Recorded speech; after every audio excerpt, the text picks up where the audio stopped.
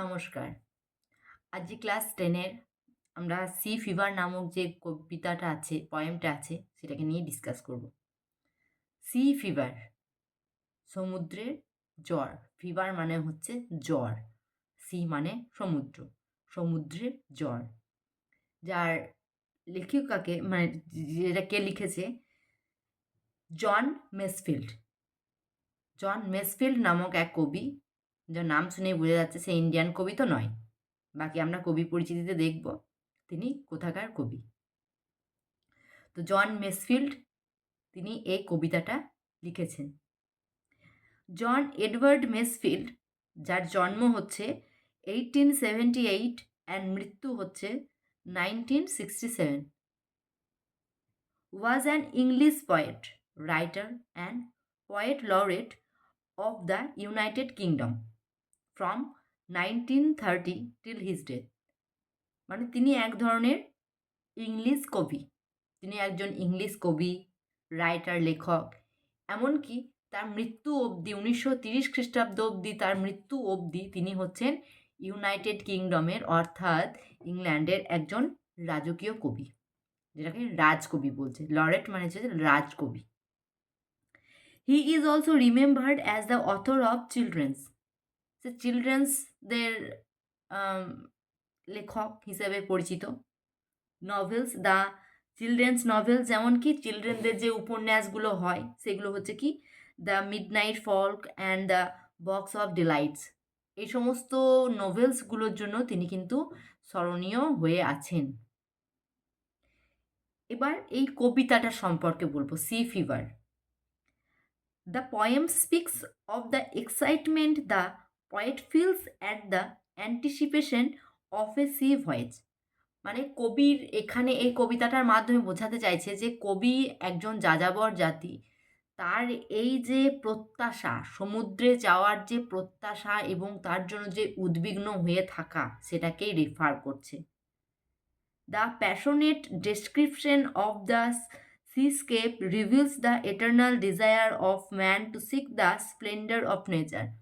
মানে এই যে মানে আবেগীয়পূর্ণ যে বর্ণনামূলক যে প্রকৃতির যে চিত্র, সেই চিত্রটা মানে এটাকেই রিপ্রেজেন্ট করছে যে একটা মানুষের ইচ্ছা, একটা মানুষের এই যে স্প্লেন্ডার অফ নেচার, নেচারের যে মানে কি বলবো ঝলমল, মানে নেচারের যে জাঁকজমকপূর্ণ যে নেচারটা, সেটা দেখতে যে কিরূপ, সেটা দেখবার জন্য একটা মানুষ কতটা উদ্বিগ্ন হয়ে থাকে, সেটা কবি তার দৃষ্টিভঙ্গি দিয়ে বুঝিয়েছেন।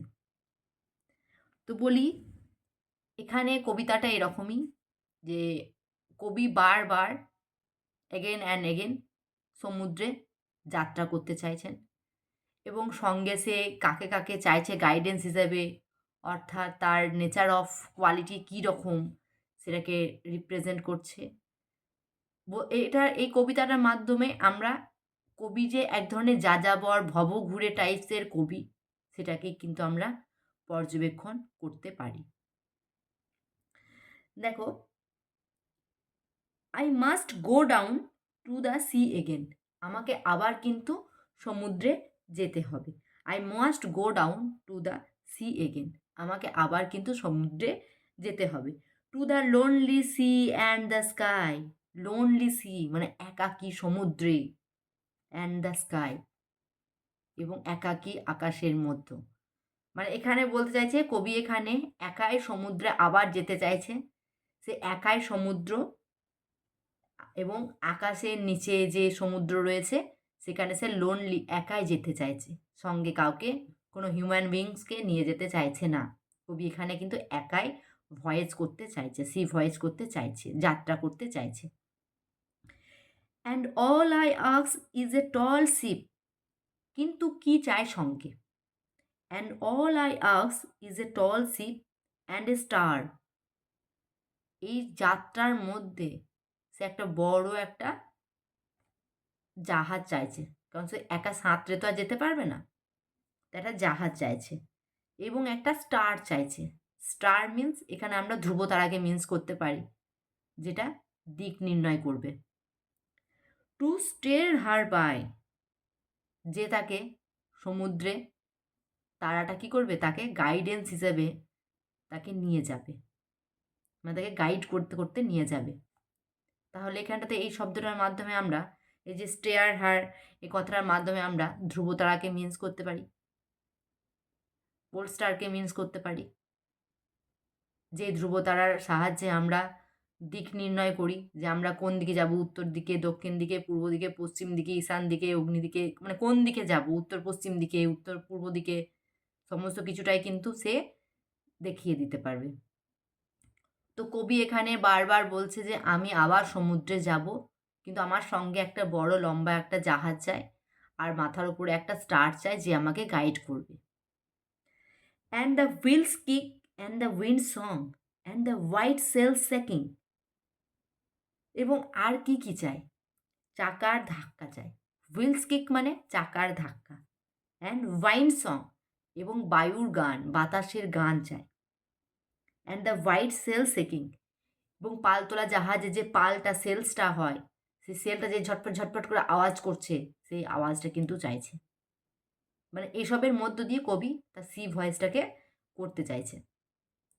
And a grey mist on the sea face, এবং সমুদ্রের মুখে একটা কুয়াশার ধূসর কুয়াশা সে কিন্তু এনকাউন্টার করতে চাইছে, সে কিন্তু দেখতে চাইছে। অ্যান্ড গ্রে ডাউন ব্রেকিং, এবং ভোরবেলা, ধূসর ভোরবেলা সে কিন্তু দেখতে চাইছে। মানে এখানে কবি বারবার এটাই মিন্স করতে চাইছে যে প্রকৃতির যে সৌন্দর্য, সে কিন্তু একটা ভবঘুরে কবির কাছে প্রকৃতির যে সৌন্দর্য সেটা ফুটে উঠেছে। কবি এখানে বারবার সমুদ্র যাত্রা করতে চাইছে, তার একটা লম্বা জাহাজ চায়, তার একটা স্টার চায়, এমনকি চাকার ধ্বনি, বায়ুর যে ধ্বনি, পালতোলা জাহাজের পালের যে খটখট আওয়াজ, সেই সমস্ত কিন্তু চাইছে। এমনকি সে ভোরবেলা যখন ঘুম থেকে উঠে পড়বে, সে যেন দেখে যে চারিদিকে কুয়াশা, গ্রে কালারের কুয়াশা এবং সমুদ্রের উপর ছয়ে আছে, এরকম কিন্তু পরিলক্ষিত করতে চাইছে। তারপর দেখো, I must go down to the seas again, আমি আবার কিন্তু বারবার দেখো স্ট্রেস করছে, বারবার জোর দিচ্ছে, মানে এখানে কবির যে একটা প্যাশন, একটা যে অ্যান্টিসিপেশন টু দ্য নেচার, এটা কিন্তু বারবার কিন্তু গাইডলাইন করছে। দেখো, I must go down to the seas again, আমি আবার কিন্তু সমুদ্রে যেতে চাই। For the call of the running tide is a wild call and clear call that may not be denied. I must go down to the seas again, আমি আবার কিন্তু সমুদ্রে যেতে চাই। For the call of the running tide, কেন যেতে চাইছে, কারণ সমুদ্রের যে যে স্রোতের যে কম্পন, স্রোতের যে আওয়াজ, রানিং টাইড মানে কি, স্রোতের যে আওয়াজ, ইজ এ ওয়াইল্ড কল, একটা বিরাট একটা ওয়াইল্ড কল, একটা বন্য একটা জন্তুর মতন কিন্তু তাকে ডাকছে। অ্যান্ড এ ক্লিয়ার, এবং সেটা খুবই স্পষ্ট। That may not be denied, যেটা কবি অস্বীকার করতে পারছে না, যে বারবার সে সমুদ্রে যেতে চাইছে কারণ তাকে সমুদ্রের স্রোত তাকে ডাকছে, বন্য পশুর মতো তাকে ডাকছে, আর সেটা সে ইগনোর করতে পারছে না। অতএব হি হ্যাজ টু গো, তাকে যেতে হবে। তো তারপর দেখো, and all I ask is a windy day with the white clouds flying, এবং আমি এর মধ্যে চাইছি একটা বাতাসিপূর্ণ দিন, যখন হোয়াইট যে ক্লাউডসগুলো আছে, সাদা যে মেঘগুলো আছে, উড়ে যাচ্ছে। এরকম একটা আমি দিন চাইছি, বায়ুময় একটা দিন চাইছি, যেখানে সাদা মেঘগুলো উড়ে উড়ে চলে যাচ্ছে। অ্যান্ড দ্য ফ্লাং স্প্রে মানে হচ্ছে জল ছুঁড়ে দেওয়া, মানে জল যখন জাহাজে যখন যাচ্ছে তখন যে জলটা ছিটকে ছিটকে আসছে, সেই সিচুয়েশনটাকে বলছে। অ্যান্ড দ্য ব্লোন স্পিউ, এবং তারপরে যে স্পিউ মানে হচ্ছে ফেনা, যে জলে যে ফেনাটা হচ্ছে সেগুলো কিন্তু চাই। And the sea girls crime, এবং দেখছে যে সি গার্লস বা গাংচিল যেইগুলো হয় সেগুলো কান্না করছে। এই পরের প্যারাটায় দেখছি আমরা, যেখানে বারবার কবিকে ডাকা হচ্ছে তার স্রোতের দ্বারা, সমুদ্র তার স্রোতের দ্বারা কবিকে ডাকছে, যেটা কবি অস্বীকার করতে পারছে না। আর সঙ্গে তার চাইছে একটা বিরাট একটা বায়ুময় দিন, যেই দিনটাতে সাদা মেঘগুলো ছড়িয়ে যাচ্ছে, উড়ে যাচ্ছে, এবং বায়ুর ফেনা, জলের ফেনা, জলে ছিটকে আসা, এই যে সিচুয়েশনটাকে সে ভালোভাবে ফিল করতে চাইছে। এবং যে সি গার্লস ক্রাই করছে, কান্না করছে, সেটাকেও কিন্তু সে ফিল করতে পারছে। এ সমস্ত কিন্তু চাইছে গাইডলাইন হিসেবে। তো তারপরে বেড়াটা দেখো, I must go down to the seas again. আবার এখানে স্ট্রেস করছে যে I must go down seas again, আমি আবার সমুদ্রে যাব।